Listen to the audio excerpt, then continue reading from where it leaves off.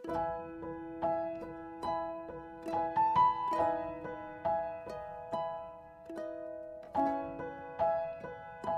iniipit ngayon ni Senator Mark Olete si Mayor Vico Soto, ito nga ay matapos hanapan ng butas ng senador si Mayor Vico. Ayon sa balita, nais daw ni Mark Olete na ungkatin ang isyu patungkol sa ginawa umano ni Mayor Vico kay Atasha Mulak, ilang taon na umano ang nakalilipas. Hawak umano ng senador ang matibay na ebidensya na magpapabagsak kay Mayor Vico. Narito panoorin ang video kung paano binalaan ni Mark Olete ang mga Soto. Halos 3 investigations lang yung ating natapos at nagkaroon na nga ng development at yun naman ay alam na ninyo. Ngayon, dahil nga dun sa mga pangyayari na yan, meron akong gustong mga issue na dapat ituwid. Gusto kong unahin yung tungkol dun sa punta nung Bryce Hernandez sa custodial investigation sa Camp Crame. Sapagkat kung alam naman ninyo, yun ay na-cite natin in contempt dahil nga sa tahasang pagsisinungaling niya, harap-harapan, ipinakikita na namin sa kanyang mga dokumento, pati nga yung ginagamit niyang mga peking IDs na inisyo ng LTO.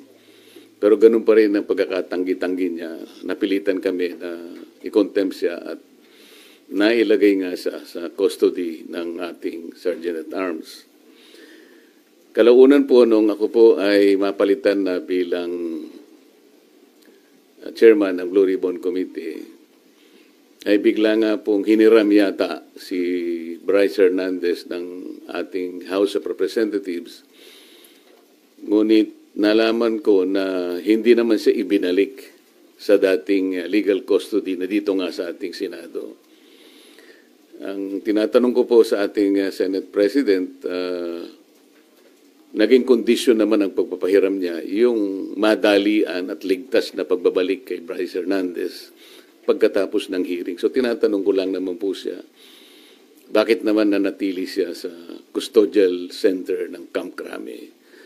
Ang sagot po niya, alam na rin po ninyo, yun ay request ng Speaker ng House of Representatives.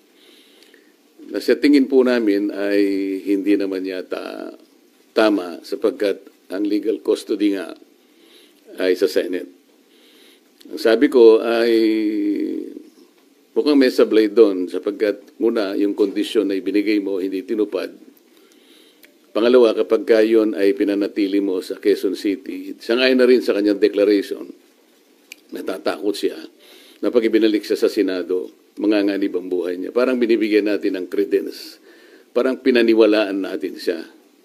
Sa mga tweet, pagka siya'y nagsasalita rito sa Senado, parang hindi siya pinaniniwalaan. Pag nagsalita siya sa House of Representatives, tiwalang-tiwala ang kanyang sinasabi, puro totoo. Samantalang, puro sa kasinungalingan din naman ang kanyang sinabi. At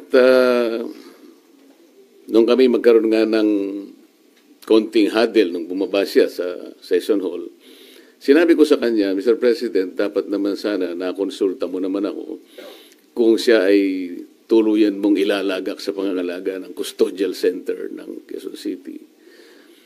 Bakit ko naman gagawin? Sabi niya, ako naman ang Senate President.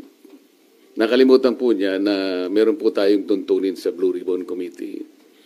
Ito po ay nasa Article 6, Section 6, Paragraph C ng rules ng Blue Ribbon Committee. Kailangan po malaman ninyo.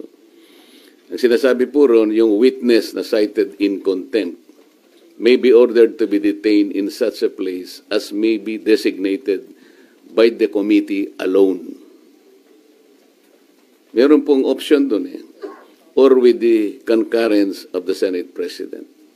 Sa mga tweet, yun lamang designated place by the committee alone, sapat na yun Kaya ko sinabi, dapat kinonsulta mo ko. Kaya lang, sabi niya, napalitan ka na Bakit pa kita kukonsultahin? Hindi po Nung kinumit niya sa Quezon City Custodial Center, na-monitor ko sa bilyonaryo at sa ibang mga pahayagan, Inquirer, mga 2:15 1:30 to 2:15 p.m. ang nakalagay sa mga dyaryo. For the record, nung ako po ay napalitan is about 5:24 in the afternoon. So ako pa rin ang chairman. So gusto ko lang linawin yun. Ang pangalawa po rito ay yung aking sulat sa DOJ na bilang nananatiling chairman noon ng ating Blue Ribbon Committee, nirekomenda ko po na siya ay makapag-apply sa Witness Protection Program. Sangayon po sa Republic Act 6981. Kasi po sinasabi rin po sa Section 4 na sinasabi na sa kaso ng legislative investigation in aid of legislation, yung witness po, upon his express consent, ay pwede siyang ma-admit into the program upon the recommendation of the Legislative Committee where his testimony is needed. So yun po yung aking ginawa. Ibig sabihin, lahat po ng aking ginawa na aksyon ay naaayon naman sa batas na umiiral. Provided that the recommendation is approved by the Senate President. Hindi nga po niya inapprove, kaya po yun ang tinanong ko sa kanya noong September 9 na po yata yun na nagkaroon kami ng session.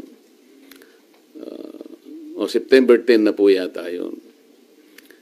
Ang sabi niya, kaya hindi niya inapprove, nabasa niya yung sinabi ng SOJ na kinakailangan ng mga diskaya. Ibalik nila yung kanilang nakuhang hindi kanila. Yun ang magiging policy ng DOJ para sa ganon ay ma-approve yung kanyang aplikasyon under the WPP. Nagtaka nga po ako kung bakit ganon ang sinabi ng ating SOJ sapagkat linggo, isang araw bago pasimulan natin yung pangatlong investigation, nagkausap po kami. Pati yung kanyang deputy undersecretary, ang pangalan ay Jojo Cadiz. Nakausap ko yun ng mga ilang araw, siguro Biyernes hanggang Sabado. Sinasabi ko sa kanya yung maaaring merong lumabas sa mga contractors na kasangkot dito sa aming pag-iimbestiga sapagkat nagpapadala sila ng feelers na maaaring may magsabi and they will come into the open.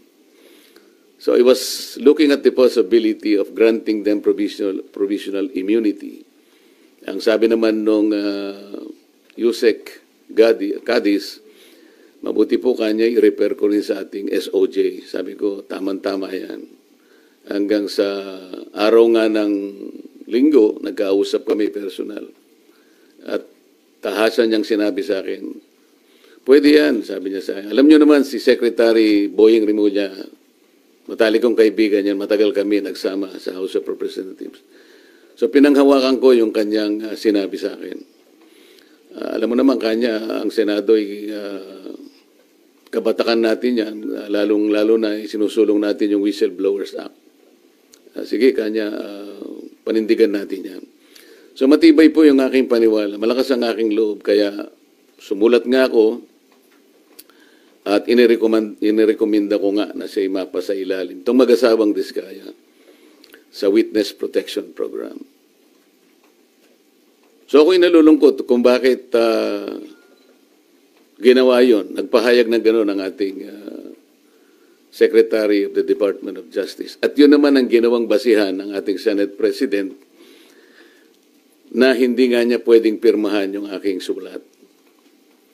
Alam po ninyo, sa tamang pagkakataon, I'm going to confront the Secretary of Justice kung bakit niya sinabi yun. Sapagkat malinaw naman po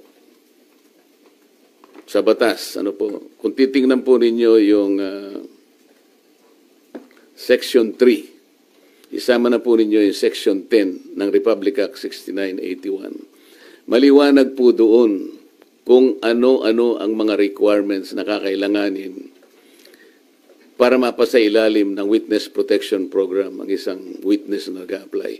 Hindi po kasama doon yung restitution na kanyang binabanggit na magbabalik ka pa ng kung ano-ano sa gobyerno. Unang-una po,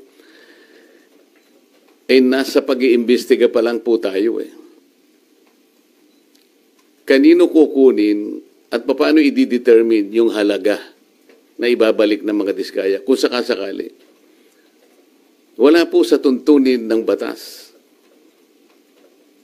Ang ilan po sa mga requirements kung bakit ka magkukwalify sa witness protection.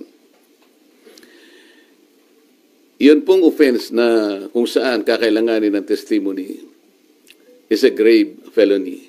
Ito po kasi ay naharap nila dito kung sakasakali ay plunder. So grave po yun eh.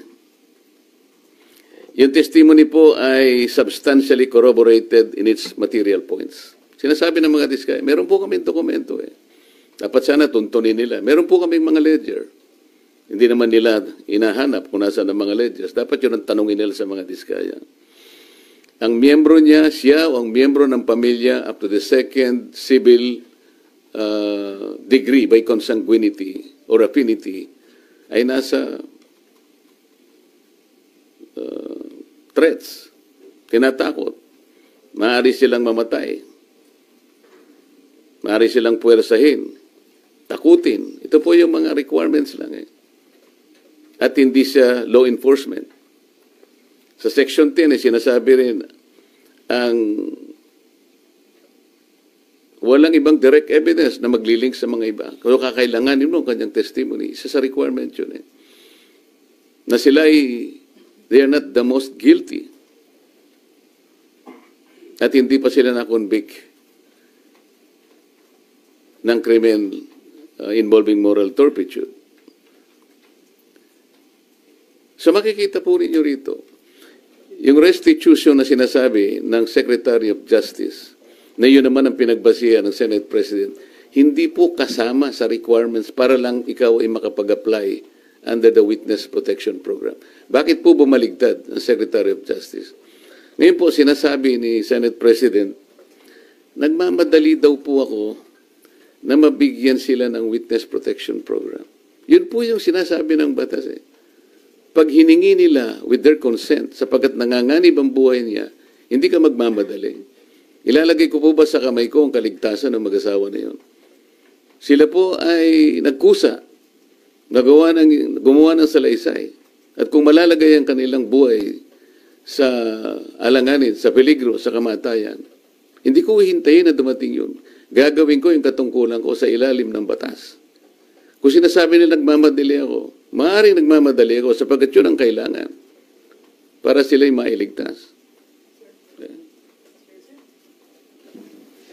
Sir, kaya nyo ba siya ini-apply sa protection program? Sa tingin nyo ba, nagsasabi ng totoo yung mag-asawang Diskaya? Kasi may mga observation na parang selective ang kanilang pinangalanan yung samantalang year 2016 pa, as early as 2016, nag-DDPWH projects na sila, pero parang wala siyang pinangalanan doon sa... Yung tanong mo kung pinaniwalaan ko, yung kanya mga sinabi. Kaya that's beside the point eh. It's not for me to render judgment doon sa kanyang sworn statement. Iyon ang kanyang sworn statement. At sinabi niya roon na nanganganib po yung buhay ko namin. Dahil sa lumabas po kami na ganito. At bukod doon, bago siya gumawa ng isang sworn statement, minabuti ko para masiguro ko na talagang voluntaryo ang kanyang gagawin. Sabi ko sa emissary niya, pasulatin mo siya sa akin kahit na handwritten note na talagang voluntaryo niyang gagawin at kung bakit niya gagawin yon. Nasatisfy ako doon sa kanyang sulat. Kaya sabi ko, sige, sabihin niyo sa kanila, gumawa sila ng sworn statement. Hindi para sa akin na i-judge yung sworn statement. Ito will form part of the proceedings na pagdating ng araw, ito ay gagamitin po ng korte. Mahaba pong proseso ito eh. The Senate President already rendered judgment doon sa sworn statement. Dapat hindi po ganun eh. Wala po kaming karapatan husgahan ang sworn statement ng isang taong gustong magpahayag ng kanilang saloobin. May kinalaman sa pag-iimbestiga nito. Pero sir, yung decision nyo na gawin siyang state witness... Hiningi po niya yun. At nasa batas po na kinakailangang ibigay sapagkat nanganganib nga yung buhay niya sang-ayon sa kanilang pahay. Nakikita ko rin po, sa tahanan nila, pinagbababato sila. Ano po ang Nakonsulta- gagawin ng isang chairman ng Blue Ribbon Committee? Sir, nakonsulta daw po ba yung mga miyembro ng Blue Ribbon o yun ay sariling decision nyo, sir? Paano kung kukonsultahin? Hindi ko nga alam kung maglalabas sila ng sworn statement. Nung ibigay nila sa akin yon, gabi ng linggo, nung makuha ko yung in a sealed envelope, wala na akong pagkakataon na bigyan ko ng kopya ang aking mga kasama. So dahil magsisimula ng alas 9, doon ko inihayag yung sworn statement. Hi, sir. Sir Mean po from TV5. Sir, I Yes, need to ma'am. ask this, ha. Kasi yung sinasabi, kaya daw po ang bilis ninyong inirekomenda maging state witness, nagkaayusan na. Would you want Sino to po comment? nagsabi nun? Sir, yun yung mga nag-circulating among netizens, sir, nung time na lumabas yung letter na... Sana po merong nagsabi talaga kasi mahirap mag-speculate ng ganun. Nilabas, nagmadali po ako. Ako po, sinasabi ko sa inyo ang katwiran ng dapat magmadali. Yun po yung yun po yung sinasabi ng batas. Binasi ko po sa batas lahat ang aking ginawa. At hiningi po nila at sa aking palagay po ay nanganganib nga sila sapagkat marami silang binanggit na mga pangalan at nakikita ko rin naman kung anong ginagawa ng mga tao sa kanilang sariling tahanan. Hindi po ako pwedeng magbakasakali. Ayokong ilagay sa kamay ko yung kaligtasan nila. Kung hindi ko po ginawa, ako po ang nasisi. Baka iba po ang tanong nyo sa akin ngayong umagang ito. Sir, since malinaw at matibay po pala yung sandigan kung bakit nyo ginawa ito, would you seek audience with Senator Ping as the new Blue Ribbon Chair para po makiusap or paliwanag sa kanya ba't kailangan maging state witness yung Discayas? Alam ko po, alam niya ang tuntunin ng ating mga batas. Iyon po ay sinasaalang-alang ng batas. Hindi po ako naniniwala na hindi nila alam. Babasahin lang po nila yung Republic Act 6981. Nandun po yung mga provision. Sino-sino pwedeng mag-apply. Ang requirements po, sila po ba ay covered ng mga requirements? Sila po ba ay pasok do sa mga requirements? Alam po nila kung papasok o hindi. Hindi ko na kailangang makipag-usap. Kung kinakailangan, bakit hindi? Ngunit, baka mamaya sinasabi nila, may pinagtatanggol na naman ako. Ang dapat po niyong mapansin ay ganito. Bakit po nila ginadjudge yung sworn statement? Wala pong sino sa amin na pwedeng mag-judge. Not even the Senate President. Ako nga pwede akong magsabi na baka siya yung may pagkukulang ba't niya ginadjudge. Sapagkat alam ko yung mga diskaya, kalaban ng pamangkin niya sa politika. Meron akong babanggitin sa inyo na mga ibang pangungusap na ginawa niya na kailangan po nating linawin din. Kaya ito ang dahilan kung bakit ko kayo pinatawag sa isang press con. Ito po mula sa ANC Head Start. Interview ni Ms. Karen Davila about the Blue Ribbon Chairman being a lawyer.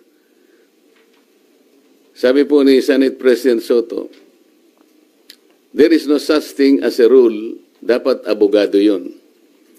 Abogado ka nga, di ka naman magaling mag-imbestiga, di ba? Chuckles, nakalagay. So useless. Unang-una po ako, wala akong in-insinuate na dapat ang chairman ay abogado. Ito lang ang in-insinuate noong isang babaeng hanggang ngayon hindi makamove on kung bakit ako nanalong senador. Alam na po ninyo yun. Pinipilit po ba nila sinabi ko ito? Hindi ko po sinabi ito. Pero sila nga po ang may pasaring rito eh. Abogado ka nga, hindi ka naman magaling mag-imbestiga, di ba? Saan po nila nakuha yun? Sino po ba yung magaling? Bakit tayo magkukumpara? Ito po sinabi niya, September 10, 2025, sa totoo lang, 1PH, Job Francisco, Cheeky Verhel, Cheryl Cosim, SP Soto, may suspetsa na kami na inedit yung affidavit ng Diskaya. How can the Senate President say this? What is his basis for doing this? This is a serious charge. Sino po ang nag-edit? Ako po ba pinatutungkulan niya? Sir, isa na lang from my end. Sir, yung doon lang sa Camp Crame, sabi nyo sablay na binalik doon si Bryce, pero ngayon nasa Pasay City Jail, you're okay with that, sir? Alam mo ako, hindi ako pala away eh.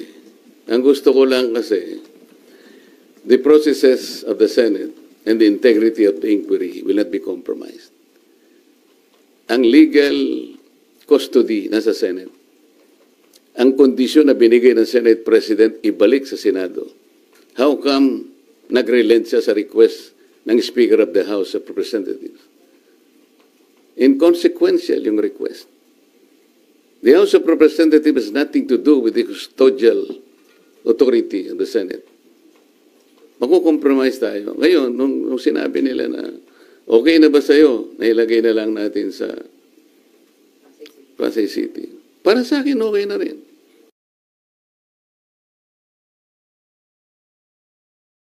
The Senate is under the jurisdiction of Pasay City. Para lang ma-preserve natin, a semblance of authority of the Senate cannot be compromised in any manner. Yun lang ang point eh. Ang dami po nilang sinasabi rito eh. Very debut, September 14, 2025, via Twitter. Wala pang hearing ang Blue Ribbon. Ano ba nangyari? Malalaman natin sa Blue Ribbon kay Senator Lacson, meron siyang investigasyong ginagawa tungkol dyan. Ibig ba sabihin, will they investigate the Discayas kung ba't sila gumawa ng sworn statement? Yun ba yung gagawin? Ito yung sworn statement ng tao. You have no right to question that sa Blue Ribbon Committee. Kung ano yung pinahayag niya, it is for the court to appreciate that. Pagdating ng tamang panahon. Pero para i-judge mo ito, para i-judge mo na inedit ito, o nagkabayaran dito, iba na po yung narrative nila. It is not good for the Senate na ganito po yung gagawin nila.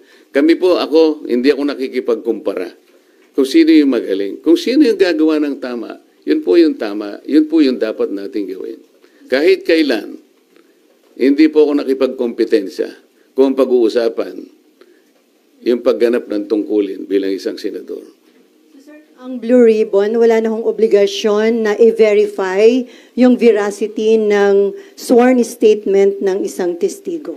Kasi di ba binibet po yun bago para tanggapin or hindi? Kasi pwede magamit ang Blue Ribbon kung nagsisinungaling po yung witness. It is for the court to appreciate that. Kami po, kung ano yung binigay nila, tatanggapin po namin yun. Yun po yung risk nila. Ang usapan dyan, kaya mo ilalabas yan, yan ang totoo. Yan ay yung sarili mong, voluntaryo mong ginawa. Sila lang makakapagpasya nun. At pagdating po ng panahon, nakakailanganin lahat ang pag-iimbestiga niyan. Sa tamang panahon, ang korte lang pong magbe-verify yan. Haharap sila sa korte. Ang korte po ang makapagpapatunay. In the final analysis, the court will be able to determine kung tama o hindi yung kanyang sworn statement. Marami pong paraan para yun po ay malaman natin. Pero hindi po ang Blue Ribbon, kasi po ang Blue Ribbon, kung titignan po niyo yung tamang direksyon niya, in aid of legislation lang po ito eh. Pagdating ng araw, yan pong mga prosecutorial actions na yan, sa korte na po lahat pupunta yan. Kung makukumpleto po yung committee report, lahat po yan papunta na po sa prosecution at finally to the courts of law. Pero sir, kahit in aid of legislation, hindi ba may obligation kayo na alamin yung kung totoo lang, kumbaga yung mga sinasabi ng mga witness? Diba? Paano po namin, paano ko alamin, sasabihin ko sa kanya, mali itong ginawa mo. Kami nga ang naging carrier sa kanila para lang tulungan ng Estado, para tulungan ng gobyerno. Kung ano po yung nalalaman ninyo, kasi hindi namin lahat magagawa ito. Kaya nga mayroong witness protection program. Sa akala nyo ba, mayroong magsasabi kung sinong mga senador at sinong mga congressmen ang sangkot dito kung wala kang gagamitin under the witness protection program? Sir, So sir, paano yung in aid of legislation kung makakuha kayo ng informasyon na mali naman pala? Ang in aid of legislation po, ang tinitingnan namin, yung sum total po ng pagsasabi nila at pagdedeklara nila before the committee. Halimbawa po ngayon, para ipakita ko lang sa inyo, ano na po ang naisip naming legislative measures. Sa 3 hearings po na nagawa ng Blue Ribbon Committee, halos 14 na po na legislative measures ang aming naiisip na i-propose. Unang-una, amendment to the procurement law. Republic Act 9184 as amended by Republic Act 12009. Ano po ang gagawin doon? Yung transparency and monitoring po, lahat ng mga magre-require ng digital geotagging, drone monitoring at satellite validation, kailangan na meron na po yan. May accountability and sanctions. Merong risk management na amendment po nitong ating procurement law. Number 2, amendment of the anti-graft law. Ito po ay mag-i-include ang additional penalty, perpetual blacklisting in case of corporations or entities involved in corrupt practices or plunder. Number 3, amendment to the contractor's licensing law. Ito ng PICAB. Isasama dyan ang divestment requirement, conflict of interest, provisions, and penalties. Ito po, yan. Number 4, amendment to the witness protection law. Dito pa lang po, kailangan may amendment na po. Number 5, amendment to the AMLA. Nakikita po ninyo pati yung ating mga casino ginagamit na laundry areas na po yan. So mandatory na pre-award vetting ng contractors, subcontractors for government infrastructure projects exceeding 50 million. At marami pa po ito. Amendment to the Securities Regulation Code, RA 8799. Marami pong dapat na ayusin dyan. Katulad po ng mga Securities and Exchange Commission will require sworn ultimate beneficial owner in declaration to set up beneficial ownership verification and blah blah blah. Pati yung PhilJeps, allowing SEC to coordinate with DPWH and PICAB. Number 7, ito po yung False Claim Act. Ito po yung writ of quitam na pwedeng gamitin ng isang ordinaryong tao ang kanyang power na siya na mismo ang maghabla. Dahil sa nangyari po na lalong lumaki po yung problema natin sa corruption. Imagine po ninyo, panahon ni Napoles, 10 billion lang ang pinag-uusapan natin. Anong nangyari po? Naging amateur po si Napoles. Ngayon po, 100 billions na po ang kinukulimbat sa ating kabangbayan. Kaya kailangan na po lahat ito. Number 8, Whistleblowers Protection Act. Susuportahan po natin ito. Number 9, Heavy Equipment Registration and Leasing Act. Number 10, kailangan meron po tayong Flooding Integrated Master Plan Act. Number 11, i-amend po natin ang Ombudsman Act kasi wala siyang masyadong ngipin. Halimbawa, i-amend natin ang Section 15 to include recovery or consideration made to any government official or employee regardless of the nature of their position, whether appointed or elected. Ito po yung isa pang maganda. Amend Section 21 that despite exception to the disciplinary authority of the Ombudsman, a recommendation for immediate action shall be made by the Ombudsman to the appropriate Ethics Committee in cases involving members of Congress upon establishment of the sufficiency of the complaint. Kasi sa present law ng Ombudsman, hindi po kasali ang members ng Congress. Number 12, amendments to the Government Auditing Code. Yung COA, dapat, wala pong ngipin ng COA Kung titignan nyo, Presidential Decree 1445, ang sinasabi dyan, kailangan preventive ang audit. Paano kayo makakapag-prevent po ng pagnanakaw sa mga ating mga projects at sa lahat ng gawain kung post-audit lahat? Na nakulimbat na yung pera. Pagkatapos mag-audit siya, post-audit, sasabihin niya, notice of disallowance. Nakakita na po ba kayo na pagkakataon o kahit anuman, sa lahat ng notice of disallowance na inisyo ng COA, maliban lang so nag-volunteer na magsoli ng paunti-unti, yung malakihan po na notice of disallowance, meron pa pong napakulong? Meron silang nasingil? Meron po ako na-monitor, 100 billion sa SBMA, naging final and executory, umabot ng Korte Suprema. Final and executory. Hindi pa po nakolekta ng COA hanggang ngayon. Walang kang ngipin-ngipin. Ito po yung gusto naming gawin lahat. After 3 investigations, pati Civil Service Commission po, kailangan po nating i-amend na yung sinasabi ng 6713, yung Code of Conduct and Ethical Standards of Public Officials. Halimbawa po yung Section 8. Lagyan natin ng provision that the public has the right to know the assets, liabilities, net worth, and financial and business interests of any public official or employee, including those of their spouses or unmarried children under 18. Ito po importante dyan. However, public access of these SAL-N documents remain limited. Sa ngayon, kaya pinopropose natin that the SAL-N of members of Congress be made available to the public through the official website of the Senate and the House of Representatives. Para sa ganun, makuha nyo na kagad, hindi susulat ka pa. Kung ayaw niya, hindi mo rin makukuha. Very, very limited ang access po ninyo. Pang-14, i-abolish po natin yung River Basin Control Office.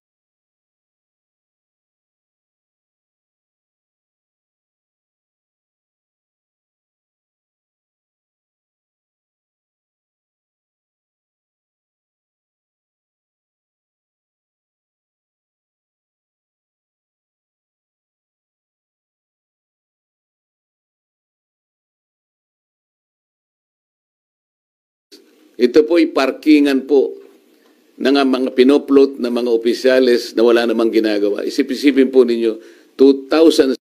Trabaho yung pag-determine kung nagsasabi ng totoo o hindi yung witness, then bakit po na contempt si Bryce Hernandez? Tsaka... Pinatalo mo eh. Wala po akong alam dyan. Hindi ko po pera yan. Kapag ako po ay naglalaro, ang nagbibigay po ng pera yung boss ko, yung Alcantara.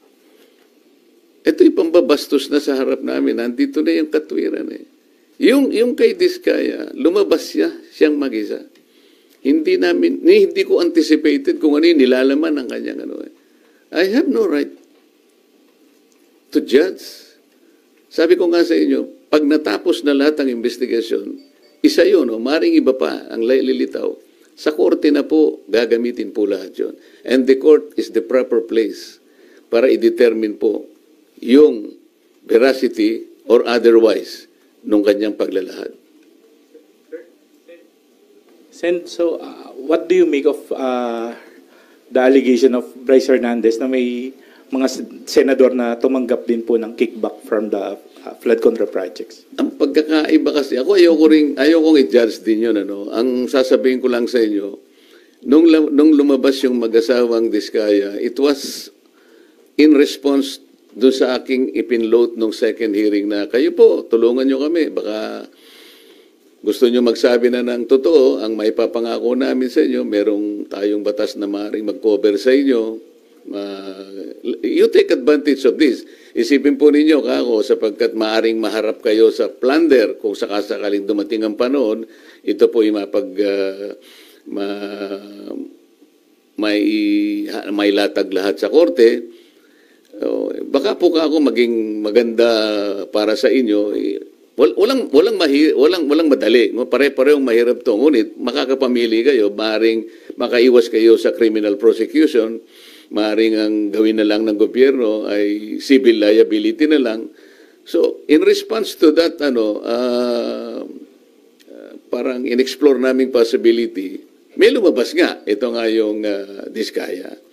Ang totoo nun, mayroon pa nga gustong magsalita pa, pero ang sabi ko nga sa kanila, mag-unahan kayo. Kasi kung halimbawa, ma-establish na namin na ito'y sapat na, hindi na namin kailangan yung iba, di ba?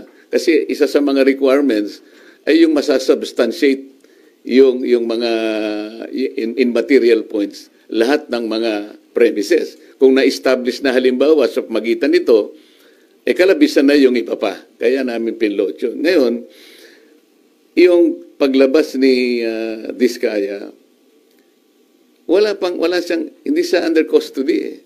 Di ba? So, inaakala namin, voluntary talaga. Tsaka sumulat siya sa akin, talaga bang voluntaryo. Inamin niyang voluntaryo sa sarili nila na gumawa ng pagsasalaysay. Samantalang si Bryce Hernandez, under sa custody na siya ng Senate eh.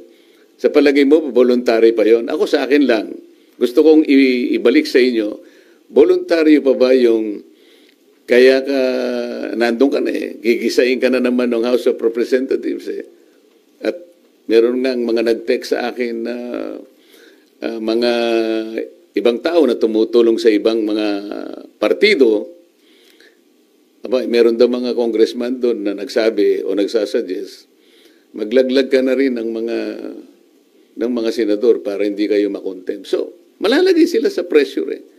So, kung tatanungin mo ako, palagay nyo ba kapani-paniwala? Hindi ko alam. Pero kayo ang makakapagsabi, alin ang mas magandang sworn statement? Yung hindi ka pa under custody o yung under custody ka na? Doon masasalamin mo ngayon kung alin ang mas voluntaryo. Alin ang mas totoo. Sir, hindi ba, Senator, mahalaga din yung ma-determine yung credibility ng isang nag-a-apply na witness? For example, itong Diskaya, si Sara Diskaya, puting asawa niya, they have been denying before that they own more than one company. Sabi na yung Alpha and Omega lang yung kumpanya nila. Pero later on sa Blue Ribbon, inamin po nila na siyam yung pagmamayari nilang kumpanya. Alam mo, yun nga ang korte nang magdidetermine nun later on. Kami, nahangga lamang kami doon sa paggawa ng batas sapagkat ang aming direction is always in aid of legislation. Gusto kong malaman ninyo, there is a distinction between police investigation at saka yung investigation in aid of legislation. Ayokong magbigay ng insinuation dyan, but hindi ako marunong sa police investigation dahil hindi ako police.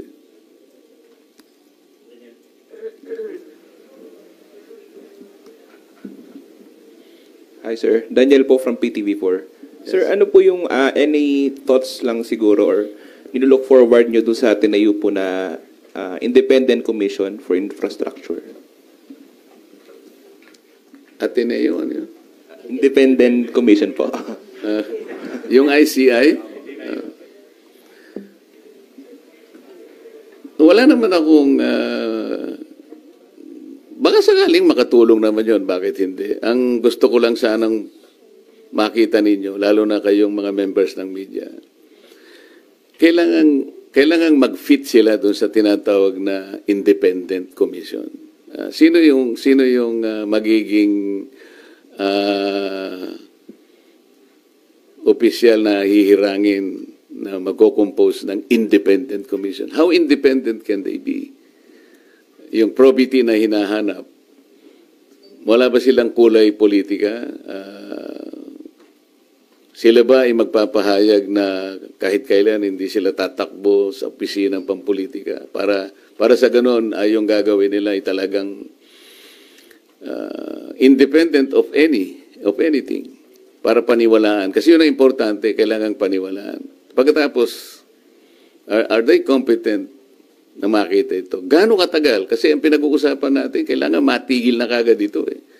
Kung ang pag-uusapan natin ay yung ilang taon pa atras, baka mamaya makonsume na tayo lahat. Hindi ba dapat merong immediate na gagawin dito?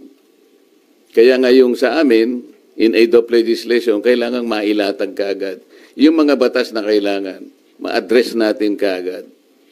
Lamang, ang problema kapag ka-legislation, medyo matagal nga rin. Pero pagsikapan po natin, nabilisan, mapast-track natin, given the extent and magnitude of the problem ahead of us. Hi, Sen. In relation to his question po, sabi ni Senate Minority Leader Alan Cayetano po, magkakaroon daw po ng meeting ang Minority Bloc regarding po dyan sa pag-support po sa Independent Commission. At sabi po ni Senator Alan, susuportahan lang daw po yun kung, yung mga tinalagang miyembro ay malaya sa impluensya ng politika at malalaking negosyo. Kayo po, Sen, would you support the creation po ng Independent Commission for Infrastructure po? I will support the creation of that commission. Ang sabi ko nga, yung kailangan siyang maging independent talaga. Kagaya ng ipinahayag ni Minority Leader Alan Cayetano, tama lang talaga na makita talagang independent sila para maging malinaw, katanggap-tanggap yung resulta ng kanilang investigation. Otherwise, malalagay na naman tayo dun sa kalagayan na ipagkikibit-balikat lang sapagkat napolitika na naman tayo. Nag-meeting na po ba ang Minority Bloc o mag-meeting pa lang po para pag-usapan po yan? Nakita ko sa thread, mag-meeting pa lang kami. Pupunta ako mamaya.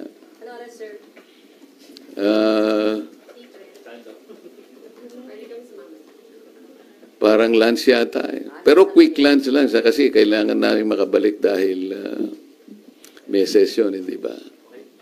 Sir Mav Gonzalez po, GMA. Sir, may we get your comment lang po, ibabalik na daw po sa Senate si Bryce. Ano ka mo? Ibabalik na po sa Senado si Bryce. O, hindi maganda. Talaga naman dito siya dapat eh. Sir, what do you think prompted this? What do you think prompted this po? Hindi ko alam. Baka naisip nila na talagang dapat sa Senado talaga.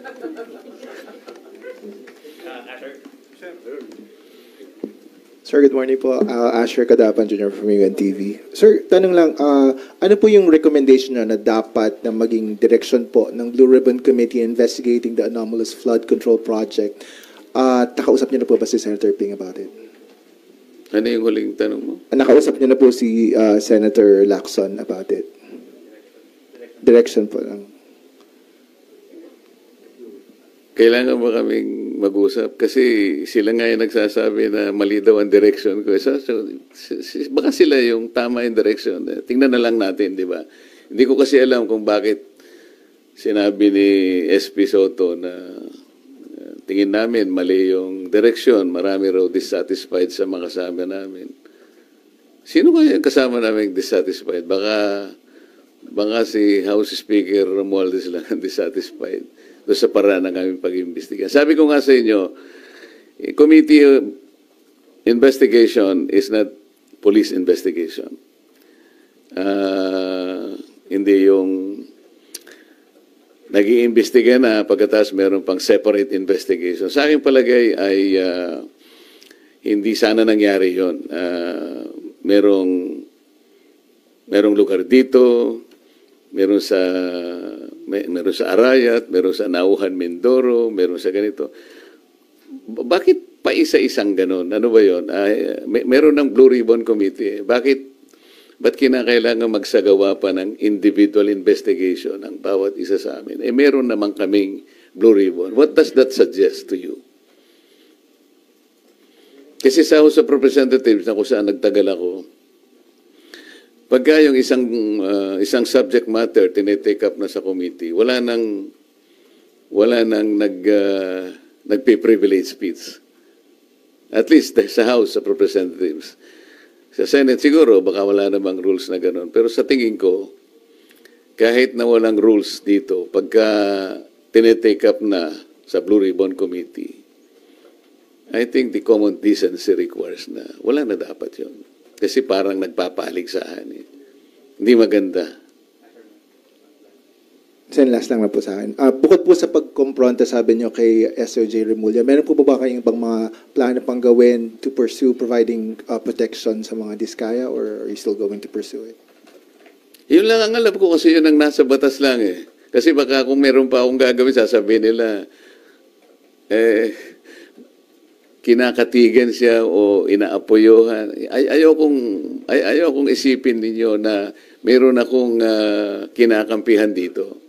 As chairman, kailangan maging neutral ka eh. Alam mo yung problema ko nung nag-hearing ako sa Blue Ribbon? Ang problema ko yung mga kasama ko nga eh. Kung paano ko mamamanage yung time. Lahat gustong magsalita. Walang focus, di ba? Halimbawa, ang tinutukoy ng isa dito, pagkatapos magsasalita yung isa, doon ang tanong niya. So, yun pala yung nakita ko, yun pala yung pinakamahirap na challenge para sa akin. Eh. Hindi yung pagtatanong mismo o kung paano mo i-manage ang mga kasama mo. Kasi iba't iba yung pinanggagalingan nila. Kaya kung iisipin mo, kung kailangan maging focus kayo dahil kukunti yung panahon, medyo hirap ka. Pagka yun ang issue. Sir, Mary Monreyes from One News One PH po. Over the weekend po, meron pong umuugong na may kudeta daw po laban kay SP Soto. May nagsasabi rin po galing daw po sa Duterte Block yung move na to. Your comments po. Hindi ko naman alam yan. Hindi naman ako chismoso. Pero Sen, wala po bang kuda na nabubuo po ba ngayon o may info po ba kayo? Ako wala, baka ikaw meron. Sabihin mo nga sa akin. Chika na lang po tayo. Thank you, Sen. Sir, sabi niyo mahirap yung pag-manage nung kayo ay Blue Ribbon Nakita mo Chair. naman di ba? Yes, sir. Meron kang pinupunto dito, tapos biglang sasabihin siya, ang pinakamahirap dito biglang may mag-i-intervene.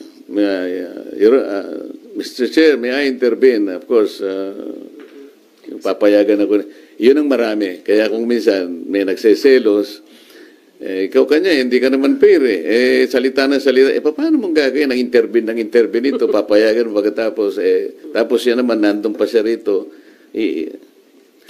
Naku, hirap na hirap ka talaga doon. So, sir, nakahinga ba kayo ng maluwag na hindi na kayo yung chair? Or would you have wanted to stay as the chairman of Blue Ribbon po? Yung una mong tanong, nakaluwag-luwag, talagang lumuwag. Nung ako'y pinalitan na, yung paghiga ko sa kama, nakatulog agad ako.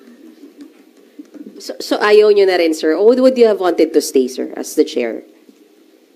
Siyempre, kung ako yun, mandato yun ang tungkulin natin. Hindi naman tayo umaatras sa tungkulin. Diba?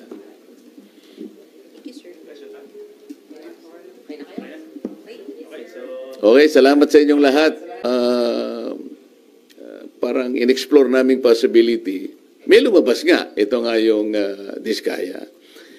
Ang totoo nun, mayroon pa nga gustong magsalita pa. Pero ang sabi ko nga sa kanila, mag-unahan kayo. Kasi kung halimbawa, ma-establish na namin na ito'y sapat na, hindi na namin kailangan yung iba, di ba? Kasi isa sa mga requirements ay yung masasubstantiate yung mga in material points, lahat ng mga premises. Kung na-establish na halimbawa sa magitan nito, kalabisan na yung iba pa. Kaya namin pinload yun. Ngayon, yung paglabas ni Diskaya, wala siyang, hindi siya under custody Di ba?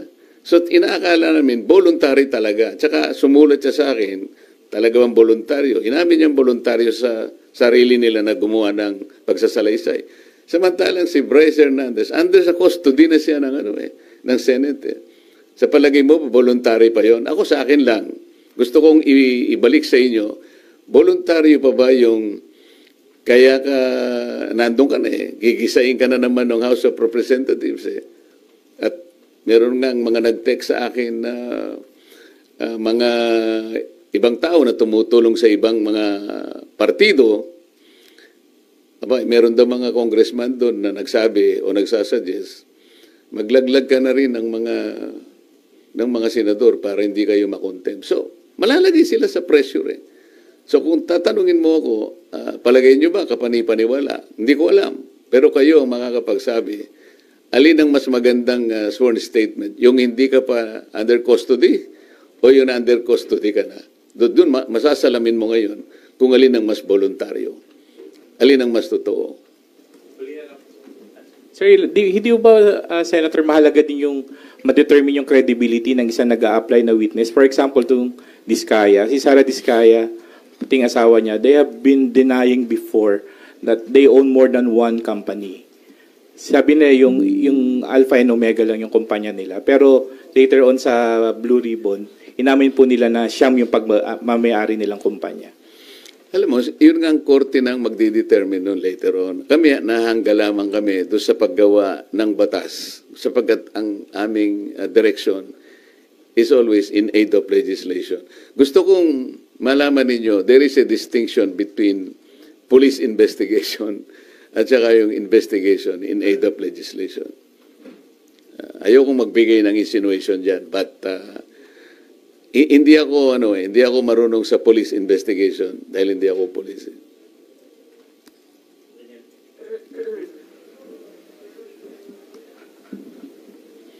Hi sir, Daniel po from PTV4. Yes. Sir, ano po yung any thoughts lang siguro or nilook forward nyo doon sa tinayo po na Independent Commission for Infrastructure? Ateneo, ano yun? Independent Commission po. Yung ICI? Wala naman akong... baka sakaling makatulong naman yun. Bakit hindi? Ang gusto ko lang sanang makita ninyo, lalo na kayong mga members ng media, kailangan mag-fit sila doon sa tinatawag na Independent Commission. Sino yung magiging opisyal na hihirangin na magko-compose ng independent commission? How independent can they be? Yung probity na hinahanap, wala ba silang kulay politika?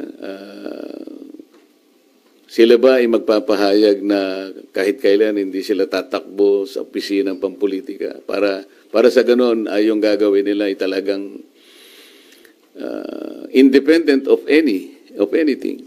Para paniwalaan. Kasi yun ang importante, kailangang paniwalaan.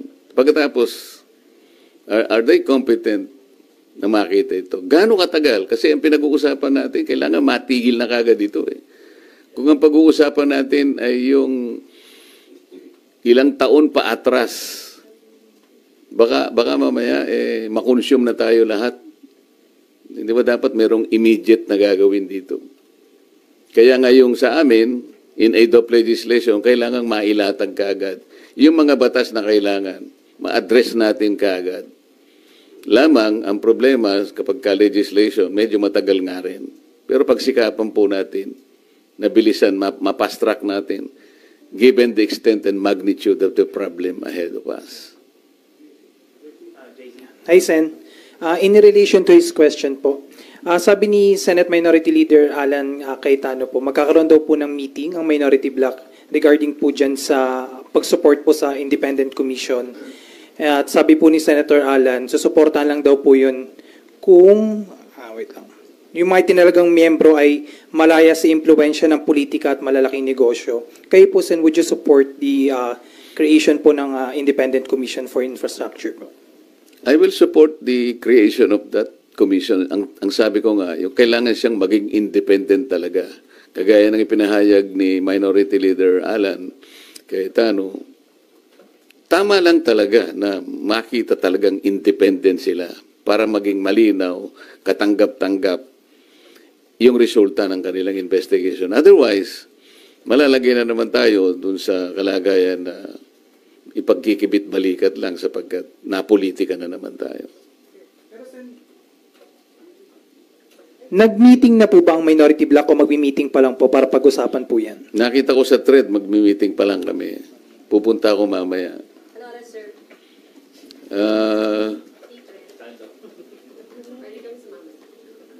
Parang lunch yata eh. Pero quick lunch lang kasi kailangan namin makabalik dahil may session, hindi ba?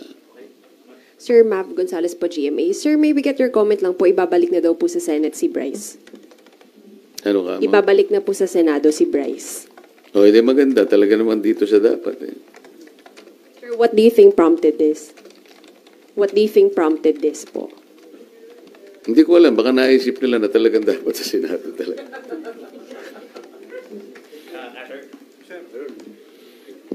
Sir, good morning po. Asher Kadapan Jr. from UNTV. Sir, tanong lang, ano po yung recommendation na dapat na maging direction po ng Blue Ribbon Committee investigating the anomalous flood control project? Nakausap niyo na po ba si Senator Ping about it? Ano yung huling tanong mo? Nakausap niyo na po si Senator Lacson about it? Direction po lang. Kailangan ba kaming mag-usap? Kasi sila nga yung nagsasabi na mali daw ang direction ko. So, baka sila yung tama yung direction. Tingnan na lang natin, di ba? Hindi ko kasi alam kung bakit sinabi ni SP Soto na tingin namin mali yung direction. Marami raw dissatisfied sa mga kasama namin. Sino kaya yung kasama namin dissatisfied? Baka si House Speaker Romualdez lang dissatisfied doon sa paraan ng aming pag-imbestiga. Sabi ko nga sa inyo, committee investigation is not police investigation.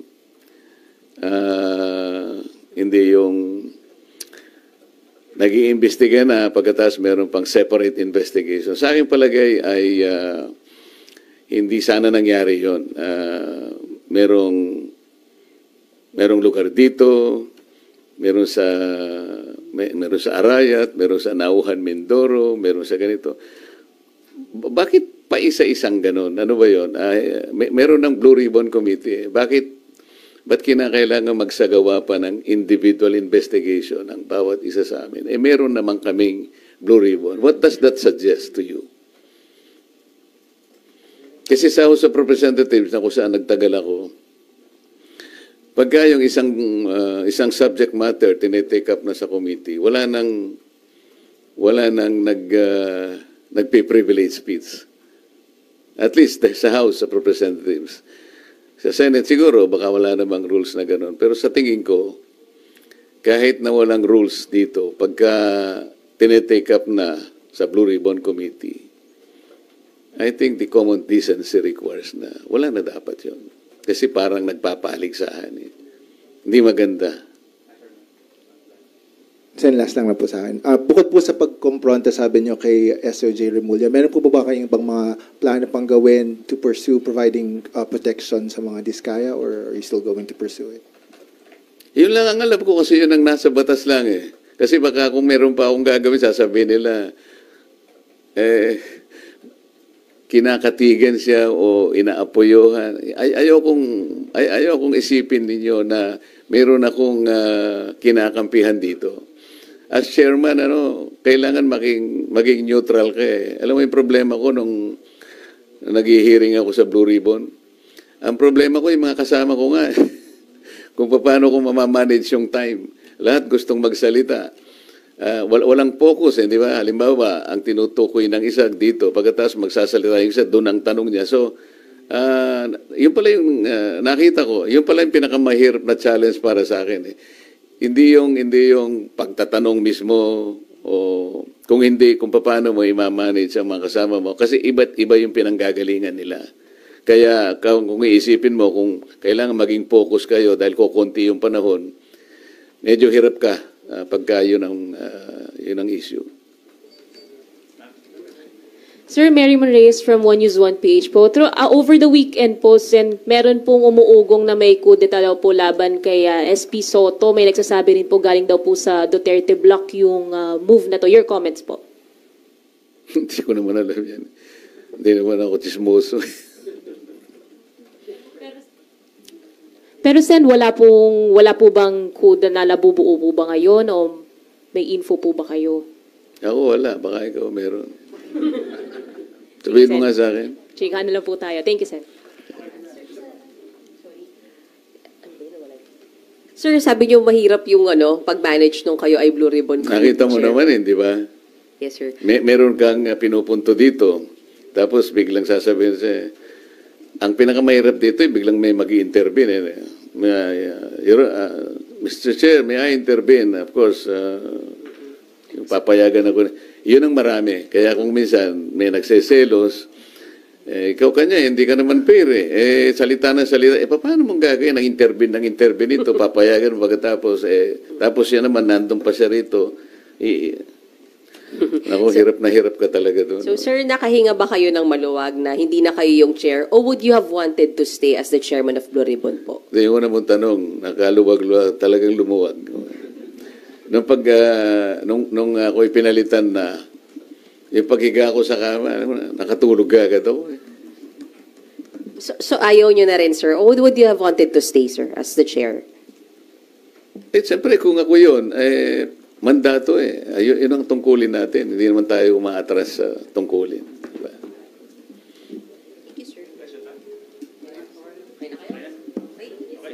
Okay, salamat sa inyong lahat.